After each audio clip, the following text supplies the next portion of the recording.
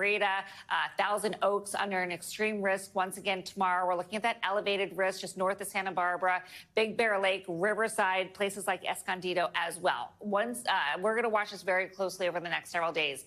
These are the fires that are burning. The Eaton fire, 27% contained. The fire chiefs did a really great explanation of this. Palisades fire, 13%.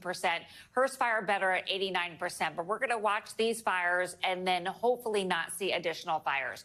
Winds gusting right now anywhere from 10, 20, 25 miles per hour. Look what happens as we go throughout time, though. We're going to see these ramp up, and they're going to be sustained gusts for a longer time. So we're looking at winds gusting up to 54 miles per hour in some spots, up to 60 in others. And then as we go throughout tomorrow, that's going to be the same story as well.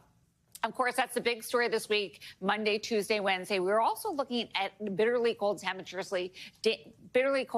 dangerous chill as we look at the northern plains, the upper Midwest. Temperatures in the single digits in some spots, below zero in others. Minneapolis today, 6 degrees. That's 18 degrees below normal. Notice that chill extends all the way down to the southern plains. We're looking at Corpus Christi in the low 60s, New Orleans, 55, 49 in Jacksonville. Tomorrow, we're going to see that cold spread back into the Northeast, parts of the Mid-Atlantic once again. New York City just at the freezing mark tomorrow, below freezing in Charleston, West Virginia, 25. And look at those 40s in Huntsville, Charlotte, Charleston, 54, Albany, 55. And we're going to stay chilly throughout later part of this week as well. New York City, 33 on Wednesday, 32 on Thursday, 39 on Friday. Watching the chance for some snow, too. We're looking at that snow falling in the Great Lakes. So we do have winter alerts along the Great Lakes. Could see a little bit of snow, too, in the interior parts of the Northeast. So the chill is there. That's going to set the stage for some snow. But, of course, we're going to continue to talk about this fire threat. Absolutely. It's just so tough to see. And like I had just said with the chief, the fact that the conditions are similar to what started this and then fanned it in the first place is so concerning. Michelle, thank you. So scary, yeah. It is. All right. We'll see you next hour. Well, let's get to politics now. And as expected, Special Counsel Jack Smith resigned from the Justice Department over the weekend. Smith led 2 federal investigations against President-elect Donald Trump, one into alleged attempts to overturn his 2020 election defeat, and then the other into allegations that he mishandled classified documents. We might remember this. Both cases were dropped after Mr. Trump won the recent election.